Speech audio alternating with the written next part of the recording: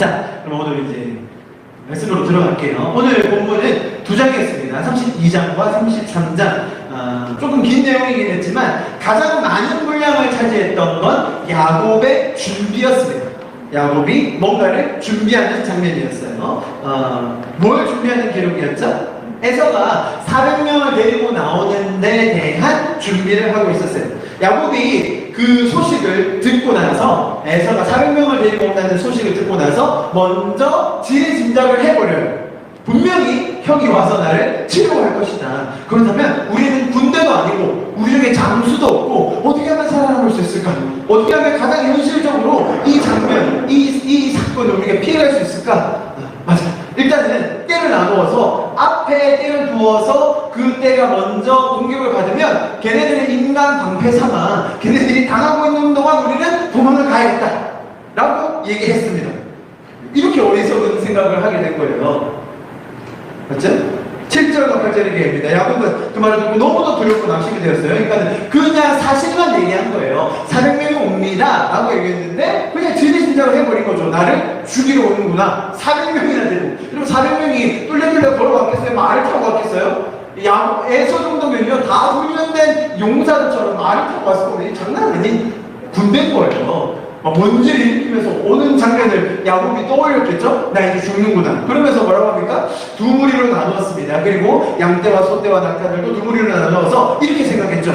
에서가 다가와서 한 무리를 친다 하더라도 나머지 한 무리는 도망칠 수 있을 것이다. 그럼 이게 사람이 갑자기 극도의 공포를 맞닥뜨리게 되면 이렇게 비이성적으로 되는 거예요. 생각을 해보십시오. 자기 떼가 뭐 많았겠죠. 그래도 두 떼로 나눴다고 하면 앞에도 짐승과 어린아이와 가축이 있고 뒤에도 마찬가지 아닙니까? 그런데 앞에 가축대와 그 아이들이 당하고 있는 동안 뒤에 있는 데가 그 가축대와 어린아이들을 데리고 도망간다는 게 말이 됩니까? 400명이 와서 한 번에 치면 그냥 바로 작살날 텐데 지금 야곱이 생각해도 자기의 이 계획이 전혀 말이 안 되는 것을 스스로 깨달았어요. 그래서 바로 그 다음 장면에 하나님께 하소연하면서 기도하는 장면이 나옵니다. 근데 우리가 뭐냐면 기도하다 말고 또 갑자기 아이디가 번뜩 떠올라요. 여러분 기도는 기도고요. 사람들이 기도하다가 생각이 번뜩 뜨면 기도 당장 멈춥니다. 그리고 바로 자기가 생각한 걸 실행하러 나가죠. 네. 자기가 가진 계획이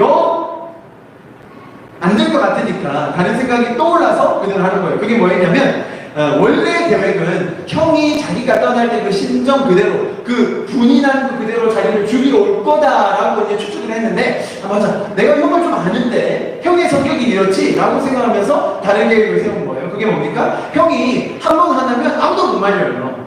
뭐 그냥 주변에 사람들 말릴 수가 없습니다. 그러나 또 형은 또 화통한 면이 있어요. 그래서 마음이 조금만 누그러지면 어떻게든 또 잘 넘어갈 수 있는 거죠. 자기가 그 형의 성격을 기억하면서 자 그렇다면 어떻게 하면 이 형의 화난 마음을 누그러뜨릴 수 있을까? 어떤 선물을 어떻게 배열해서 그 선물을 주면서 어떤 멘트를 날리면 형의 마음이 누그러질까라고 생각하기 시작한 거예요. 그러면서 이 선물의 목록을 준비하고 고르고 멘트를 적는 작업을 합니다. 여러분 이 선물의 목록이 우리가 쭉 봤는데 혹시 자세히 보셨나 모르겠네요. 한번 보시면 이렇게 돼 있어요. 야곱이 거기서 밤을 지내고 그 소유 중에서 형 에서를 위하여 예물을 택하니 자 보십시오. 예물을 어떻게 택했는지 양, 암, 염소가 200마리 그러니까 암컷 염소 그 다음에 수컷 염소가 20마리 암양이 200마리, 순양이 20마리. 그럼 이게 얼마나 이 적절한 비율인지 모릅니다. 이 덩치가 작은 짐승일수록 새끼가 많이 나와요. 그래서 순양보다는 암양이 훨씬 많아요. 그래야 번식이 왕성하게 되거든요. 그러면 이렇게 새끼 나오면요 수백 마리 되는 건 금방이에요. 양, 염소. 그 다음에 좀 덩치 큰 짐승들 나오죠. 전나는 낙타 30. 무슨 말입니까? 암컷이 훨씬 더 값이 나갑니다. 전나는 낙타. 그리고 그 새끼들 당연히 딸려보내야 되고요. 그리고 암소 40마리, 그 다음에 황소 10마리, 암낙이 20마리, 그 새끼 낙이 10이라 이렇게 돼 있습니다. 정말로 완벽한 비율로 동물들의 수를 맞춰서 야곱이 정말 정성스럽게 선물을 준비합니다. 그렇죠? 너무 세심한 준비죠. 그뿐이겠습니까? 그 다음에는 뭘 하냐면 그 짐승의 떼 그 짐승의 종류마다 거리를 좀 보여. 자, 먼저 염소부터 출발.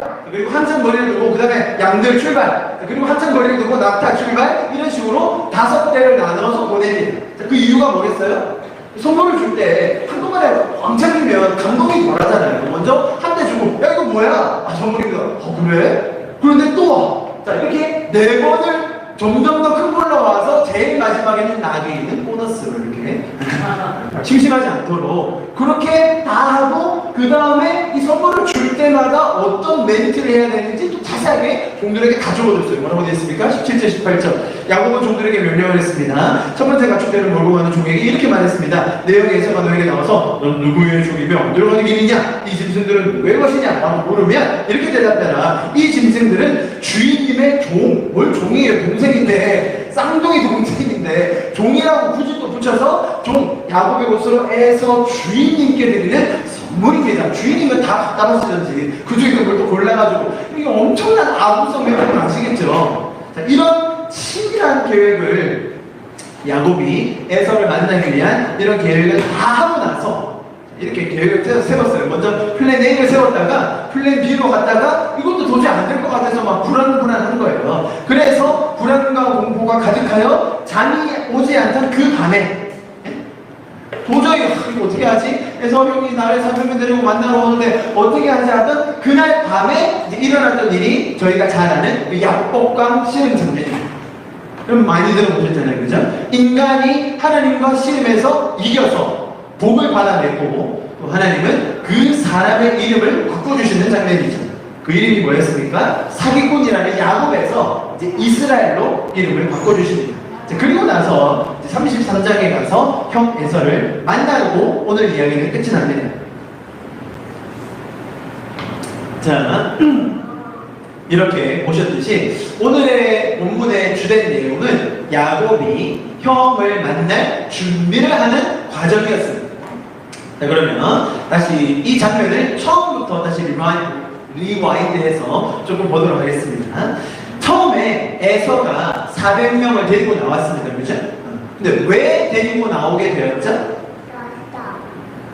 자, 에서가 400명을 데리고 나올 때 그 에서의 감정이 어땠는지는 기록이 안 돼 있습니다. 어땠는지는 몰라요. 그러나 어쨌든 간에 에서는 400명을 데리고 나오기로 결정을 했습니다.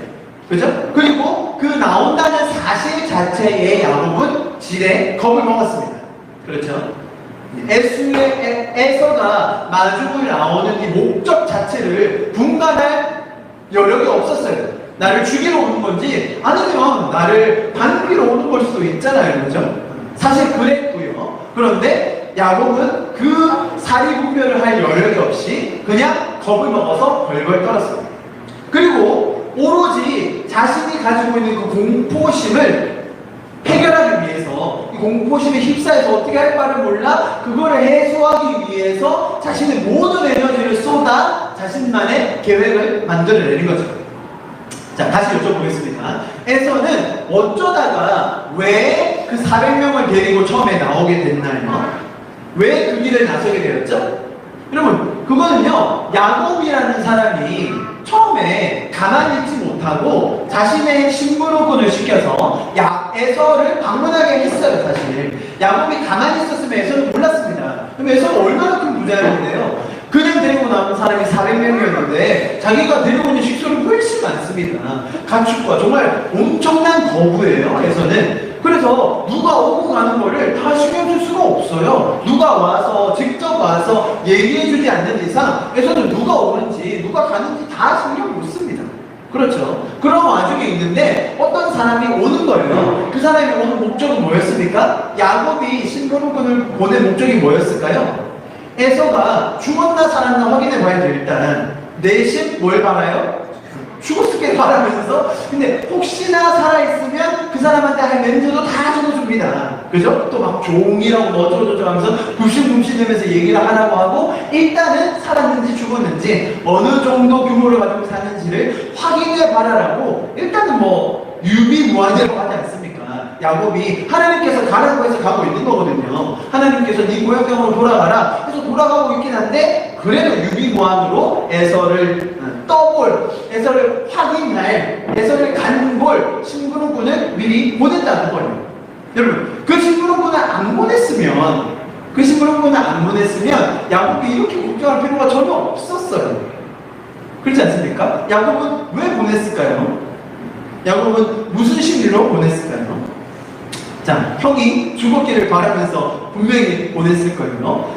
야곱이 이렇게 심부름꾼을 보냈기 때문에, 그러니까 에서는 400명이라는 사람을 데리고 나오게 되었어요. 진짜로 만약에 야곱이 심부름꾼을 안 보내고 하나님께서 가라고 하셨으니까, 하나님께서 나의 고향 땅으로 돌아가라는 말씀을 주셨으니까 기쁜 마음으로 룰루랄라 하고 갔으면 이런 스토리 안 적혔어도 됩니다. 이런 걱정, 불안, 염려 안 했어도 됩니다.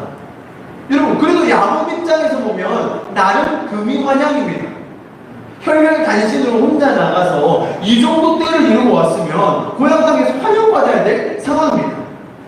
그리고 자신이 기도하면서도 그렇게 얘기하지 않았습니까? 내가 혼자 나왔는데 지금 이렇게 때를 두 때로 나눌 수 있을 만큼 큰 때를 이루었다고 자기가 이야기하죠. 그런데 괜히 그 종 하나를 보내가지고 이렇게 긴 시간 동안 에너지를 소모하며 마음고생하고 헛수고를 하게 되는 거예요.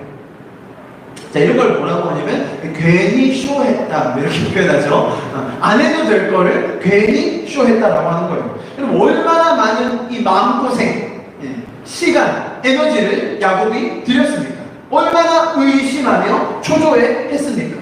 여러분, 이런 거 없었으면, 잘 생각해 보세요. 이런 거 없었으면 그 밤에 씨름 안 했어도 됩니다. 그렇지 않습니까?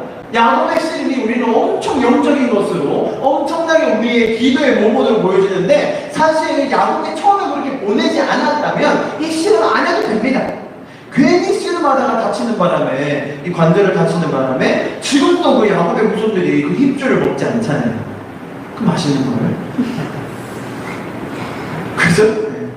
여러분, 야곱은요 타고난 사기꾼답게 정말로 주도 면밀하게 준비했습니다. 에서를 막을 준비 태세를 갖추는 걸 보면 참 신이 납니다. 자신이 가진 물자, 자신이 가진 병력, 사람들에 대해서 잘 파악하고 어떻게 배치를 하고 만약의 경우에 대비해서 플랜 A, B, C를 다 준비합니다. 참 대단합니다. 그리고는 그럴 때 우리 이렇게 물어야 됩니다. 그래서 그거 왜 했어요? 영어로 so what? 왜 했는 거예요, 그거? 여러분 아마 오늘 오디오로 성경을 들으시면서 또 눈으로 보셨습니다. 장면들이 조금 아마 여러분 이미지로 기억이 나실 겁니다. 그런데 이렇게 읽었는데 여러분 마음속에 와 닿았는지는 모르겠지만 오늘 읽었던 32장, 33장에서 가장 중요한 구절은 32장 1절과 2절이었어요. 기억하시는지 모르겠습니다.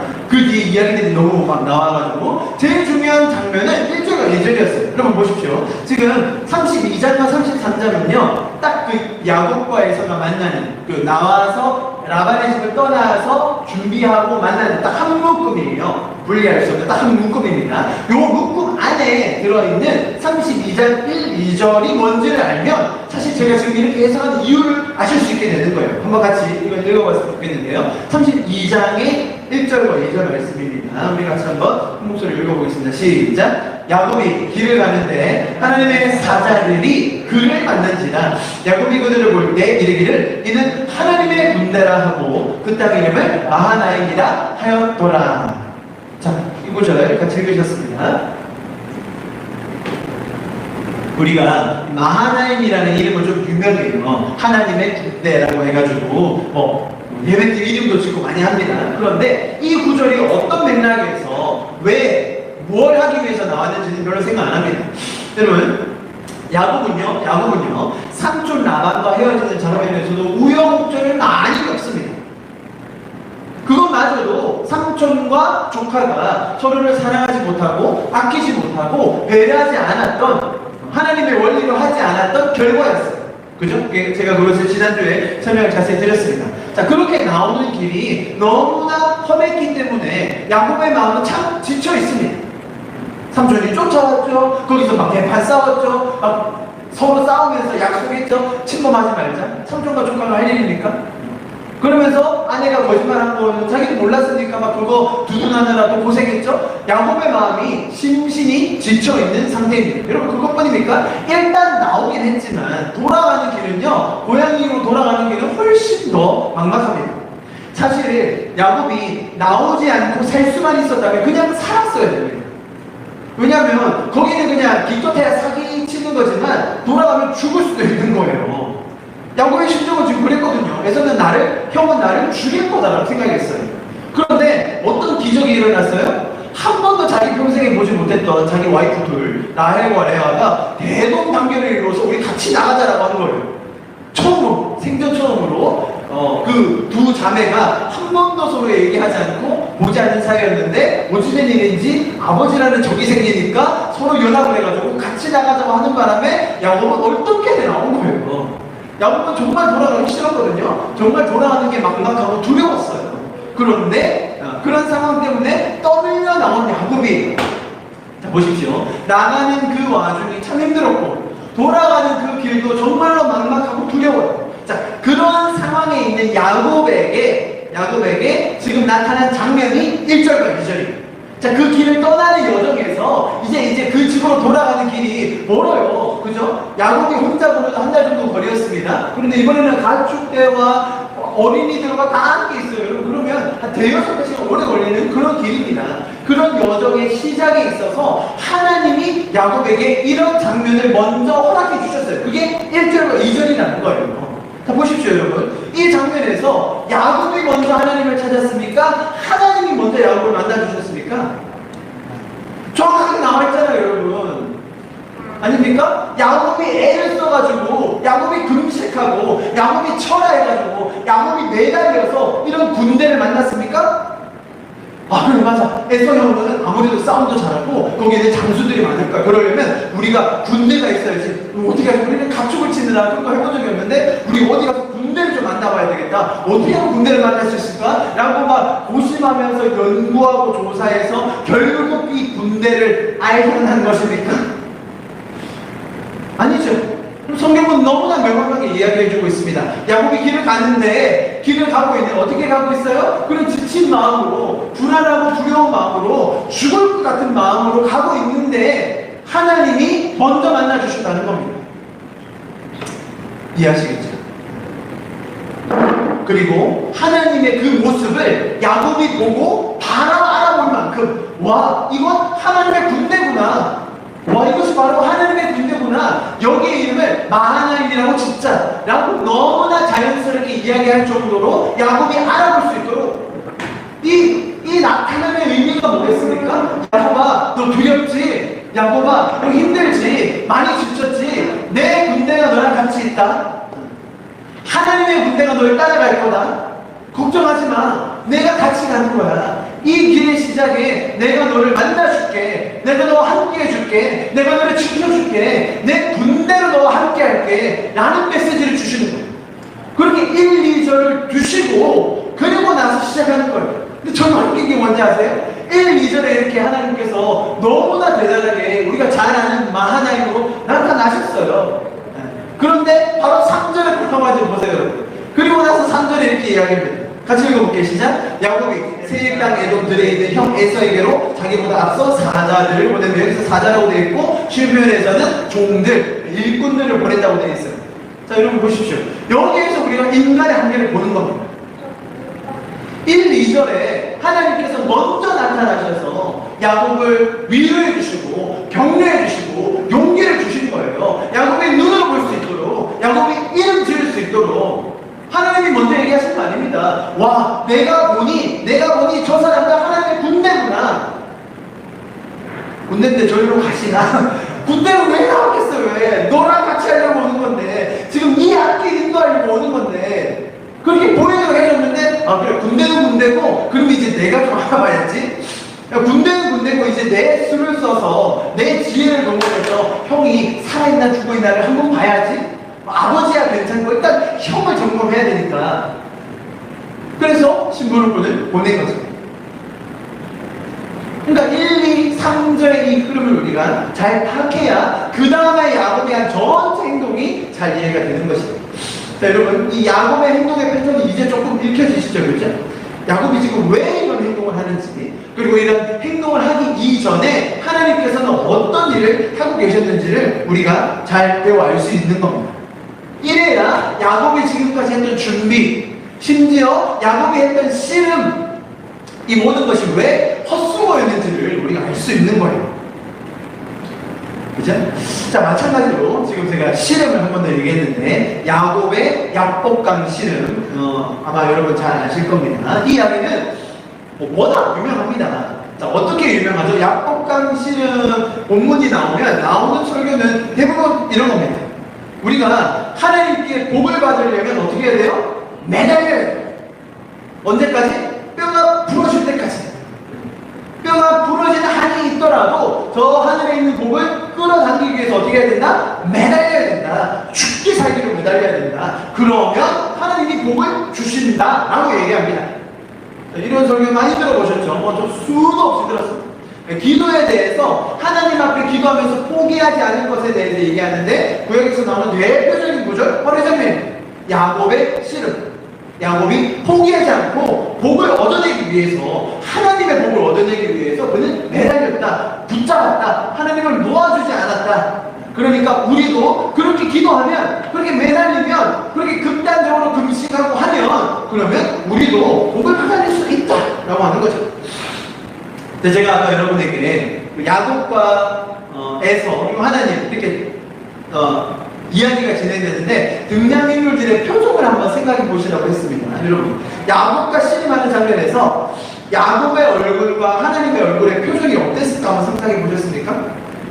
야곱은요, 일단은 자기에게 더 이상 희망이 없기 때문에 지푸라기라도 잡는 심정으로 죽을 힘을 다해서 매달렸을 겁니다. 자, 우리가 보통 하는 거 있죠. 주십시오! 주십시오! 잘 안 되는 오랜만에 하니까. 주시옵소서! 주시옵소서! 이렇게 막 하면서 매달렸을 거예요. 저희 많이 해봤잖아요, 그죠? 복 안 주시면 그냥 죽어버릴 거라고 막 하면서 매달렸던 장면입니다. 여러분 안 해보셨나요? 여러분, 하나님이 복 안 주시면, 하나님의 응답 안 해주시면 죽을 거라고 했던 그런 기도 좀 많이 해봤습니다. 네. 기도원에 가고, 철야에 가고, 금식을 했죠.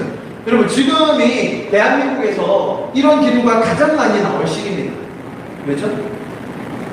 수능 한 달 남았거든요. 바로 이렇게 알고 계시는 거. 자, 수능 한 달 정도 남으면 이제 교회마다 철야가 이제 피크입니다. 피크 시즌. 그때는 아무도 안 빠지죠. 고등학교 자녀를 두신 분들이라면. 그리고 교회에서 가장 성수기라고 할 수 있습니다. 절에서만 수능 배경 기도를 하는 게 아니라요. 교회에서도 좀 그렇게 하면 좀 세속적이니까 그래도 수험생들을 위한 기도 이렇게 얘기를 하죠. 그래서 영적으로 바꿔서 얘기하긴 하지만, 어쨌든 간에 지금 가장 기도를 많이 하는, 가장 많이 매달리는 시즌. 여러분, 그리고요, 이렇게 사람들이 죽겠다고 하면서 나 죽어갈 거야 하면서 막 매달리면, 이게 거의 이제 인간 쪽에서 하나님 게 아니라 협박이죠. 하나님 저 복 안 주시면 죽어버릴 거예요 라고 하는 협박인데요. 그러면 하나님이 들어주실 때가 참 많아요. 그 기도에 대해서 들어주셔야죠. 그렇게 극단적으로 막 죽겠다고 하고 막 금식하고 철야하고 막 이러면 안 들어주면 안 되죠. 자, 그래서 만약에 예를 들어서 그런 식으로 기도해서 응답을 받았어요. 와, 하나님께서 응답을 주시고 해결해 주시고 하셨어요. 그러면 기도 응답을 받은 사람은 뭐라고 얘기해야 됩니까? 하나님께서 나의 필요를 아시고 나의 연약함을 덮으시고 은혜로 나의 기도에 응답해 주셨습니다. 할렐루야. 이런 사람 보셨어요, 여러분? 대부분 어떻게 얘기하냐면, 내가 말이야 금식을 했는데 금식이 쉬운 게 아니더라고. 역시 기도를 응답받는 비법이 있다는 말이야. 금식은 처음이지? 금식 며칠 해봤어? 뭐 이런 식으로 이제 서로 비교 경쟁하기 시작하는 거예요. 우리 저기 대학생들은 혹시 금식 해본 적 있나요? 금식은 해본 적 있죠. 어쩔 수 없이 굶은 적은. 최대로 많이 굶은 적이 얼마나 굶어봤어요? 하루 24시간을 굶어봤어요? 엄청나네. 24시간 굶는 거 엄청 어렵습니다, 여러분. Have you ever fasted? We're talking about fast. 자, 여러분. 그래서 사람들이 뭐라고 얘기하냐면, 이런 식으로 응답을 받아가지고 자기가 한 그 방법, 자기가 어떻게 했어요? 어떤 사람은 철야했고, 어떤 사람은 새벽 전에 시간을 쌓았고 어떤 사람은 금식해서 기도 응답을 받았습니다. 그러면 기도를 응답해 주신 하나님께 감사하는 게 아니라 이 야곱의 스토리처럼 내가 어떻게 매달렸는지, 내가 어떤 그림으로 붙잡았는지를 자기가 강조하는 거예요. 그래서 여러분 그 기독교 신문에 보면요, 날마다 이런 이야기 스토리가 한두 가지가 아니에요. 자기는 이렇게 해서 응답을 받았다. 와서 보라. 너도 와서 한번 봐. 어떻게 되는지. 자기는 이렇게 해서 이런 은사를 받았는데 한번 와서 경험해 보세요. 라고 하는 광고가 너무 많아요. 그럼 제가 저도 제 일을 잘 아는 편이지만 저도 금식이라는 일가견이 있습니다. 저도 금식이라는 한 금식 제가 했지 않습니까? 제가 그래서 금식에서 응답을 받았을까요? 안 받았을까요? 저는 아주 극적으로 응답을 받은 적이 있어요. 2009년이었는데 제가 근데 부산에서 수원으로 올라가려고 하는 20대 후반 그 찰나였습니다. 그래가지고 부산에서 한 30년 가까이 살았는데 수원으로 옮기자니 참 마음이 무겁고 힘들었어요. 그래서 제가 그 응답을 받아야겠더라고요. 제가 수원으로 가는 게 맞는지에 대해서 그 외에도 많은 상황이 있었는데 기도 응답을 받으려고 할 때는 좀 너무 신박했어요. 제가 그래서 이거 응답 안 해주시면 저는 한 걸음도 못 나갑니다. 네. 다른 말로 하면 응답 안 해주시면 제가 죽겠습니다 라고 하면서 이제 금식을 시작했어요. 제가 금식을 했는데 보통은 금식을 하면 날짜를 정해놓고 시작을 합니다. 3일 금식, 아니 일주일 금식, 40일 금식 이렇게 정해놓고 하는데 저는 그때 응답 안 해주시면 죽겠습니다라는 각오로 날짜를 안 정하고 금식을 한 거죠. 대차죠. 응답 안 해주시면 저 그냥 굶어 죽습니다. 뭐 이렇게. 그렇지만 또 마음 한켠으로는 그러면 40일을 넘기실까 뭐 이렇게 그리고 그 전에 또 응답해 주시겠지라는 어떤 종교적인 신념을 가지고 금식을 시작했죠. 여러분 그러나 아무리 그래도 그렇지 저처럼 많이 처먹던 애가 안 먹기 시작하면 정말 힘듭니다. 여러분 3일쯤 되면요 거의 사람이 거의 죽는 것처럼 되고 일주일쯤 되면 정말 장난 아닙니다. 제가 20일 금식했습니다. 그렇게 20일 금식을 했는데 사실 응답은 제가 18번째 날에 받았어요. 제가 응답을 받았는데 엄청 극적인 방법으로 이제 주님께서 응답을 해주셨죠. 그런데 이제 나중에 또 사람들이 물을 때 이거 금식했다 며칠 했어? 18 이렇게 말하면 좀 이상하니까 제가 이제 한국적인 숫자 때문에 어쩔 수 없이 20일을 채웠다는. 근데 또 친구들 옆에서 야 다니엘의 생일의 음식 있지 않냐고 21일이거든요. 21일 차로 답처럼 하루도 더 하기 싫으니까 20일이면 만족한다라고 제가 20일을 금식했죠. 저 20일 금식하고 그때 제 몸무게가 지금 성우 몸무게 70대 초반으로 몸무게가 갔었죠. 정말 그때는 아주 볼만했습니다. 여러분 제가 그런 20일 금식을 한 번만 한 줄 아세요? 여러 번 했어요. 여러 번. 4번 한 것 같은데요. 자, 이렇게 갑자기 여러분 제 뒤에 후광이 지금 보이시죠? 와 저런 사람이 있어요. 그럼 40일 금식을 몇 번 한 사람들이 계세요. 그런 분들이 강단에 서면 다들 경외감을 가집니다. 40일 금식을 3번 하신 저 목사님. 그리고 여러분 그 정도가 아니에요. 70일, 80일 금식한 분들 보셨어요? 근데 그렇게 금식하는 분들의 기도 제목이 자기 기도 제목도 아니야. 나라를 위한 금식. 70일 하신 분을 만약에 여러분 앞에 보시면 어떤 자세가 되겠어요? 엄청 존경스럽겠죠. 여러분 제가 뭘 얘기하려고 했냐면 저는 그렇게 금식하는 분들 또 제가 했던 금식에 대해서 편하거나 그런 이유는 전혀 없어요. 그냥 자기의 신앙에 따라 색깔에 따라 할 수 있어요. 자 그런데 문제는 뭐냐면 성경에서도 그렇게 하라고 이야기하고 있나요? 그렇게 금식하며 매달리는 것의 원조가 사실 야곱입니다. 오늘 이 야곱 강의 씨름이에요. 이 야곱 강의 씨름 사건 때문에 하나님께서 복 주실 때까지 매달려라, 붙잡아라, 끝까지 잡아라라고 이야기할 때는 너무나 많다는 거예요. 여러분, 야곱은 헛수고한 거예요. 헛수고. 너무 강조가 안 되나요? 야곱은 헛수고한 거예요. 야곱이 그렇게 안 했어도 됩니다. 여러분, 하나님은 먼저 나타나 주셨습니다.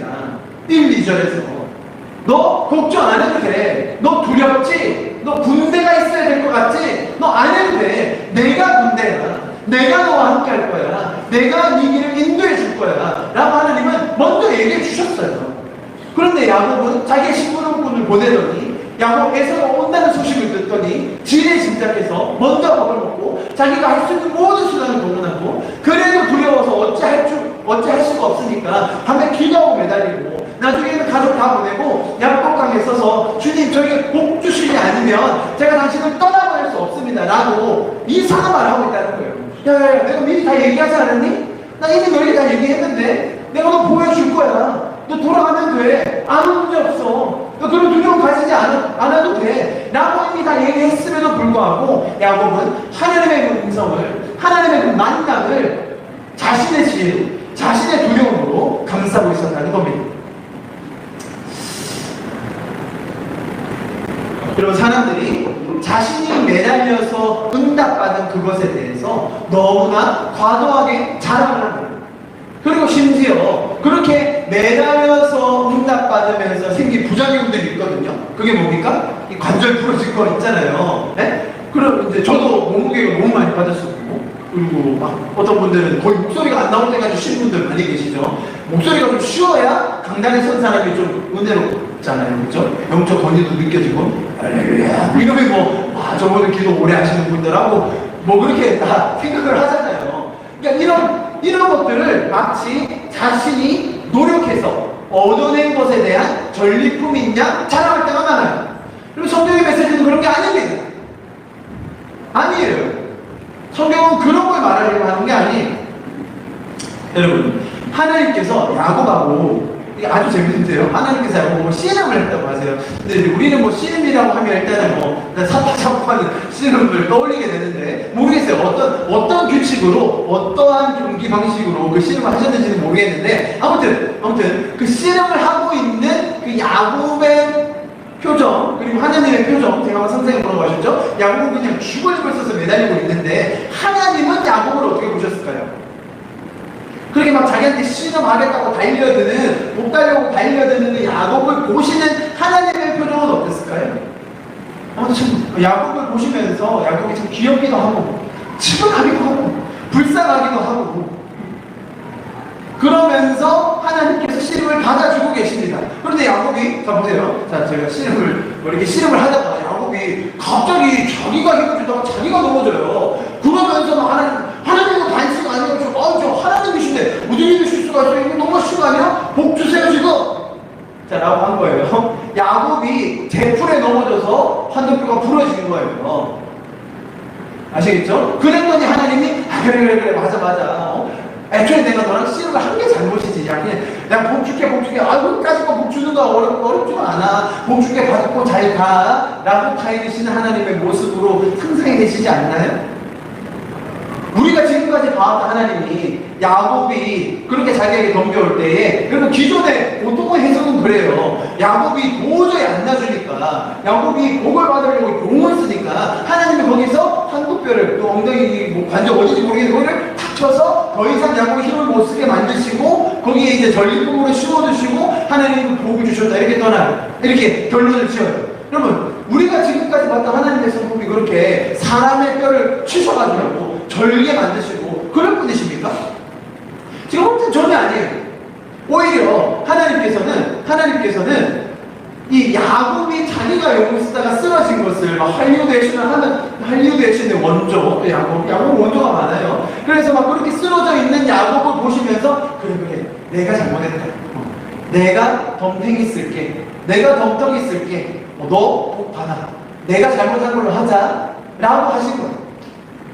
그래서 원래는 이렇게 적혀졌어야 됩니다. 성경에 야곱이 지가 용을 쓰다가 자빠져서 뼈가 부러졌대. 이렇게 적혀져야 되는데 성경은 그렇게 경박하게 적지 않고 이렇게 우아하게 적어요. 보세요. 31절. 야곱이 그곳을 떠나려고 할 때 해가 떠올랐습니다. 야곱은 엉덩이 때문에 다리를 절뚝거렸습니다. 분일에서 나타난 사람이 야곱의 엉덩이 뼈를 쳤기 때문에 지금도 이스라엘 사람들은 엉덩이 뼈에 붙어있는 힘줄을 먹지 않습니다. 그거 맛있는 거예요.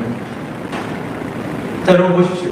야곱이 지풀에 넘어져서 지가 자빠져서 뼈가 부러졌대요 라고 경박하게 적지 않고 오히려 성경은 내가 쳤다. 그래, 내가 친 걸로 하자. 라고 정말로 세련되게, 우아하게, 고급지게 적어주신 거예요. 제가 볼 때는 그래요. 안 그렇습니까? 여러분, 그렇게 보면 하나님이 다르게 보입니다. 야곱의 비밀, 야곱이 기도 응답을 받을 수 있었던 비밀, 야곱의 그 매달림의 비결을 얘기하는 게 아니라 지금 구절은 하나님은 도대체 어떤 분이시지? 하나님은 이렇게 어리석은 인간이 자기가 죽겠다고 하면서 씨름을 거는 중에서도 받아주시는 놀라운 분이시다. 그러면서 제풀에 넘어져서 뼈가 부러진 그 사람을 놀리지 않으시고 경박하게 다루지 않으시고 오히려 정말로 그를 돌보시는 마음에 내가 잘못했어. 그래, 내가 친구로 하자. 그러나 내가 복 줄게. 걱정하지 마. 야곱아, 나는 이런 사람이야. 나는 이런 하나님이야. 라는 것을 가르쳐주는 본문이 바로 이 야곱과 씨름이라는 거예요. 야곱강에서 나오는 씨름은 하나님이 얼마나 선하신지, 하나님이 얼마나 인자하신지, 하나님이 얼마나 너그러우신지를 보여주는 장면이지, 어떻게 하면 기도 응답을 받을까? 야곱은 도대체 어떻게 노력을 했길래 그 기도의 응답을 받아내고 복을 쟁취했을까 말하는 장면이 아니라는 겁니다. 아시겠죠? 그러면 성경은 하나님을 가르쳐주는 책입니다. 성경의 이야기들은 하나님이 우리의 삶에 어떤 분이신지를 보여주는 책입니다. 여러분, 그래서 이 성경을 제가 아까 초반에 말씀드렸듯이 계속 듣고 계속 우리가 더 쌓아가면요, 이런 스토리들이 나도 모르는 상황 속에, 맞아, 그때 야곱은 그랬었는데 왜 그러셨을까? 그런데 지금 보니까 내 상황도 너무 비슷하네. 맞아, 지금 이런 상황에서 하나님이 야곱에게 그렇게 하셨지? 그렇구나, 나의 삶에서도 그렇게 역사하시겠구나 라는 것이 계속 우리와 하나님 사이에 스토리로 쌓여가는 게 신앙이라는 거예요. 성경에서 우리가 모르는 비법을 찾아내서, 우리는 몰랐는데 야곱은 알았던 그 비밀을 알아내서 그것 가지고 자랑질하는 게 신앙이 아니라, 하나님과의 그 관계를 쌓아가며 하나님과의 우리 둘만 아는 그 스토리들을 만들어가는 게 신앙이라는 겁니다. 여러분, 그래서 우리 안에 이런 성경의 이야기들이 많이 쌓여감으로 말미암아 그분과의 관계가 더 깊어지기를 간절히 축복합니다. 아멘. 그리고 마지막으로 저희가 처음에 그 1, 2절을 제가 여러분에게 소개해드렸습니다. 그죠? 그 하나님께서 우리에게 약속을 주시고 또 인도해 주심을 믿으면서 사는 것이 우리 신앙생활에서 너무 중요한 부분입니다. 그렇죠? 또 반대로 바로 1, 2절 그 다음에 나왔던 3절에서 오늘 야곱이 하는 행동을 볼 때 그의 헛된 수고 또 어리석음을 통해 우리가 하는 실수, 우리가 삶을 살면서 하는 그 실수의 단면을 우리가 적나라하게 보았습니다. 그렇죠? 그런데 여러분, 이런 메시지 보십시오. 하나님께서는 우리를 인도해 주신다. 하나님께서는 우리를 돌봐주시고 보호해 주신다. 자, 이렇게 한 메시지가 있어요. 그런데 야곱의 행동을 보니까 야곱은 헛수고했다. 야곱이 정말로 어리석은 행동을 했다. 자, 이렇게 두 개를 제가 대비해서 성경이 이렇게 보여주는 것을 봤어요. 자, 그러면 이게 잘못 전달되면, 특히 우리 젊은이들에게, 이 포스트 모더니즘을 사는 젊은이들에게 이게 잘못 전달되면 어떤 식으로 되냐면, 그래, 너 해봤자 안 돼. 너는 해봤자 다 헛수고야. 너 좀 가만히 있어. 하나님이나 좀 믿어라.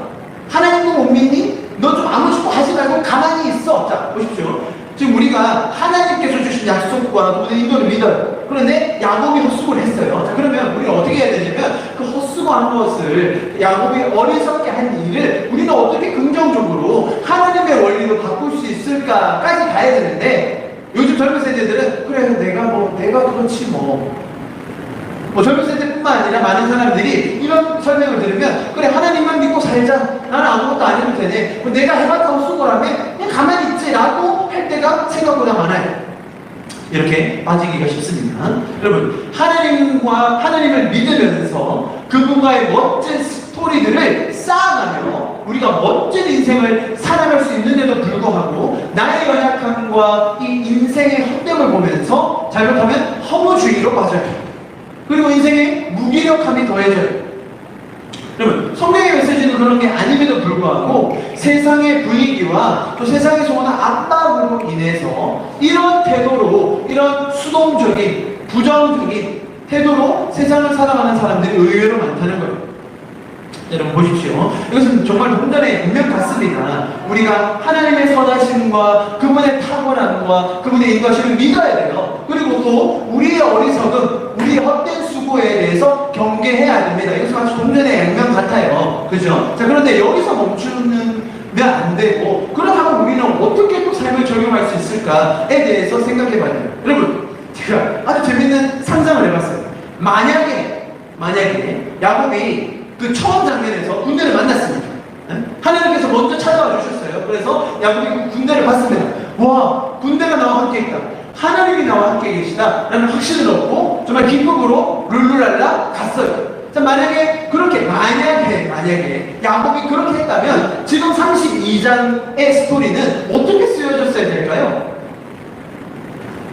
야곱은 돌아가는 길에 멕시코로 돌아가는 길에 자신의 모든 에너지를 써서 재산을 두 대로 나누고 배를 정비하고 막 플랜을 짜면서 경우의 수를 대비하는 일에 자신의 모든 에너지를 써서 엄청난 에너지입니다. 그죠?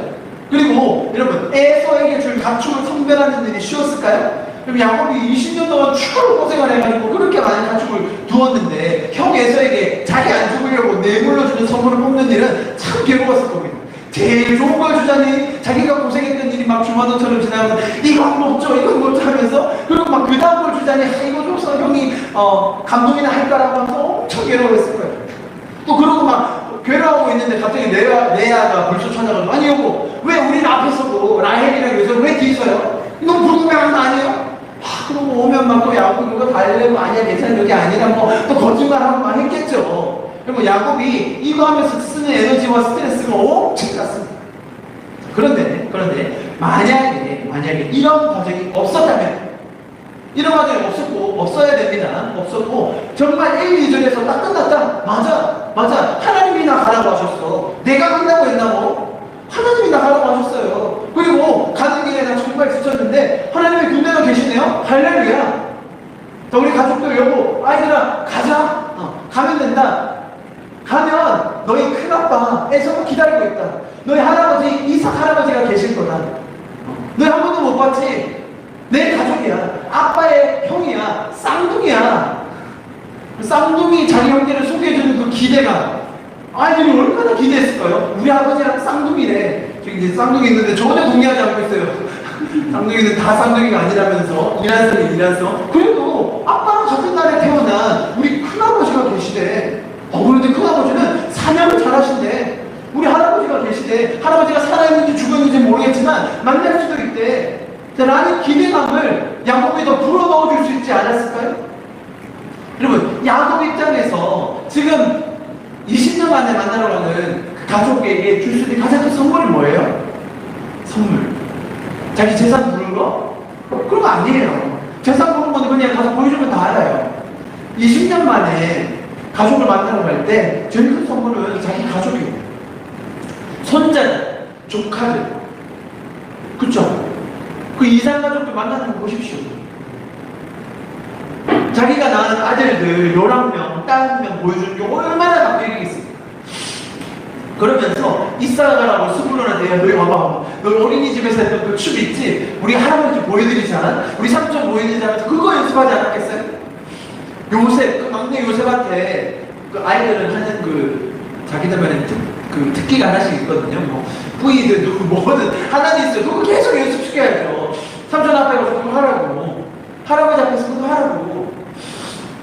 얼마나 즐겁겠어요. 네? 그 20년 만에 만나는 가족을 만날 준비를 하면서 그 확신이 있었다면 그 선물 준비하는 거 얼마나 기뻤겠어요. 제일 좋은 걸로 느꼈겠죠. 내가 뺏기는 게 아니라, 내가 준비한 것을 뇌물로 주는 게 아니라 내 사랑하는 가족을 만날 때는 얼마나 기쁜 마음으로 골랐겠냐.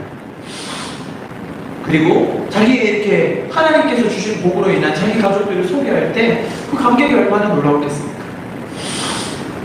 여러분, 사람들이 살아가면서 어쨌든 에너지를 쓰고 수고를 하게 돼 있습니다. 우리가 가진 에너지를 쓰게 돼 있죠. 그런데 그 수고, 그 에너지를 어떻게 쓰느냐는 정말로 우리 마음에 달려있는 것 같습니다. 야곱처럼 이렇게 헛된 일에, 어리석은 일에 우리의 에너지를 쓰지 않기를 간절히 축복합니다. 여러분, 이런 헛된 일의 동기는 의심이었습니다. 하나님을 믿지 못하고 또 형에서를 믿지 못하는 의심이었습니다. 오히려 하나님께서 우리에게 주신 그 은혜에 감격하여서 그분이 주신 약속을 믿음으로 정말로 가치 있고 또 영혼을 살리는 일에 우리 에너지가 쓰여질 수 있기를 간절히 축복합니다. 우리가 믿는 신앙, 우리가 믿는 기독교의 핵심은요, 관계입니다. 관계. 이 이 관계에서 오는 신뢰와 사랑, 또 은혜를 나누는 것이 하나님과 우리 관계에서 누려야 할 바로 가장 기본이며, 또 우리가 사람들과 나눌 수 있는 특권이 되는 것입니다. 그래서 결국 우리 인생의 의미는 많은 경우에 이 관계로 점철될 때가 많습니다. 우리가 하나님과 어떤 관계를 쌓았나, 하나님과 어떤 스토리를 가지고 있나, 또 내 주변의 사람들과 어떤 관계를 맺으며 어떻게 그들을 섬기고 베풀며 사랑하고 살고 있는가, 그것이 나의 인생의 의미와 가치를 더해주는 것입니다. 여러분, 하나님께서 에서에게도 너무 큰 복을 주셨습니다. 그죠? 야곱과는 비교가 안 될 정도로 정말 거부가 되었습니다. 에서도 허풍쟁이가 아니었습니다. 그죠? 그런 건 나에게도 많이 있어. 야곱아 걱정하지 마. 그렇게 많은 가축들을 주었을 때 야곱아 그런 건 나에게도 많이 있다라고 허풍치는 사람이 아니었어요. 정말로 400명의 정예 부대를 순식간에 데리고 나올 만큼 어마어마한 거부였습니다. 에서가 거부가 된 이유가 무엇입니까? 그 당시 사냥을 잘하고 힘 좀 세면 거부가 되는 것입니까? 아닙니다, 여러분. 에서가 거부가 된 것은 하나님의 축복입니다. 왜요? 에서와 야곱이 서로 헤어질 때 이 장자권 때문에, 이 사기 때문에, 신앙 때문에 어긋났거든요. 그러니까 에서 입장에서 만약에 그 인생이 힘들고 어려웠다면 분명히 하나님을 원망했을 겁니다. 분명히 야곱을 원망했을 겁니다. 저놈의 야곱 때문에, 저 축복받지 못한 것 때문에, 저 신 때문에 내가 지금 이 모양이 꼴이라고. 그럼 하나님은 그거 허락하지 않으셨어요. 하나님은 에서에게 엄청난 복을 주셨어요. 야곱이 어떤 사기를 쳤는지도 모를 정도로, 까먹을 정도로 에서의 인생을 너무나 축복해 주셨어요. 그럼 저는 이 장면이 너무 좋아요. 3절 4절 33장인데요. 같이 한번 읽어보겠습니다. 시작. 야곱은 매한으로 나갔습니다. 야곱이 형이 있는 쪽으로 걸어가면서 7번이나 땅에 엎드려 절했습니다. 그러자 에서가 달려와서 야곱을 맞이했습니다. 에서는 야곱을 끌어안고 그의 목에 얼굴을 기대었습니다. 그리고 야곱에게 입을 맞추었고 또 사람과 함께 소리내서 물었습니다. 지금 이 장면에서 야곱과 에서의 이 또 심리는 아주 또 다르거든요. 그래서 제가 그것도 설명하자면 1시간 좀 가니까 그건 접어두고. 그럼 에서는 정말로 야곱을 반겨줬어요. 목을 맞대고 엉엉 울었습니다. 20년 만에 보는 내 동생. 왜 이렇게 주눅이 많이 들었니? 얼마나 고생을 했겠니? 와, 저기 있는 저 많은 가족들 도대체 누구야? 하나씩 나와서 인사합니다. 형한테 7번 전 안 해도 됩니다. 지금 친형인데 뭐하러? 이 야곱의 모습과 하나님의 일하심이 너무나 대조되어 보이지 않습니까?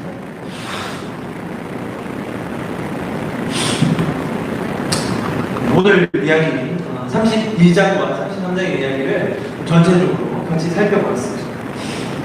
기도하고 예배를 가졌으면 좋겠는데, 여러분, 하나님은 우리가 알지 못할 때에, 우리가 보지 못할 때에 이미 우리 앞에 다 준비하고 계셨습니다. 그리고 우리가 신뢰할 수 있는, 우리가 믿을 수 있는 약속들을 하나님은 주십니다. 우리가 가능할 수 없고, 우리가 예상할 수 없고, 우리의 두려움으로 인하여, 우리의 의심으로 인하여 우리가 한 걸음도 떼지 못할 때에 하나님은 우리를 인도하여 주십니다. 그 하나님과 우리가 동행하며 그 하나님을 더 신뢰하며 그분과의 관계 속에서 우리가 더 주님과의 멋진 스토리들을 만들어가기를 소망합니다. 말씀드렸듯이 만약에 야곱이 그렇게 헛수고하지 않았다면, 헛된 데 자기 에너지를 쓰지 않았다면 정말로 좋았을 거예요. 모두가 다 기쁘게 다시 그 감격적인 상봉을 할 수 있었을 겁니다. 얼마나 감격적이에요. 사실 이때 이삭도 있었어요. 야곱이 이삭도 찾았어요. 자기 아버지. 야곱의 마음에는 그럴 여유가 없었던 거예요.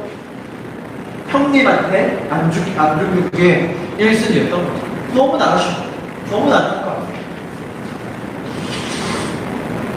여러분, 우리가 성경을 통해서 이런 것들을 배우는 그 감격은 이제 우리가 그 만약에를 써갈 수 있는 거예요.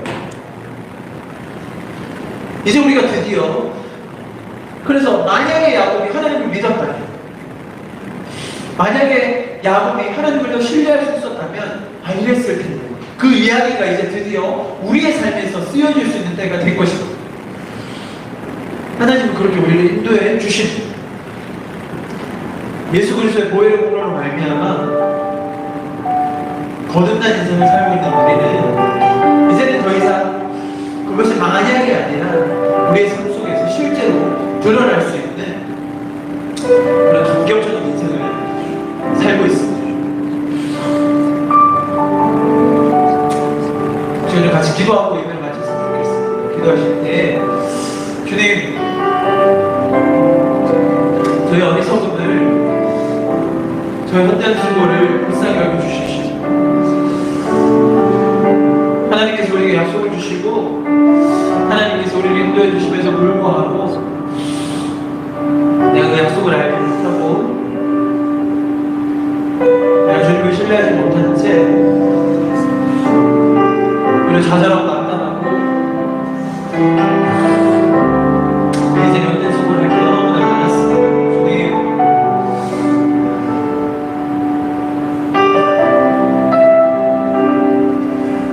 내 인생을 더 붙들어 주시고 우리에게 더 믿음을 주십시오. 성경에 나와 있는 야곱의 씨름이 하나님을 쟁취하기 위한 비결이 아니라 하나님이 얼마나 선하신 분이신지를 보여주는 우리가 또 다시 한번 배웠습니다.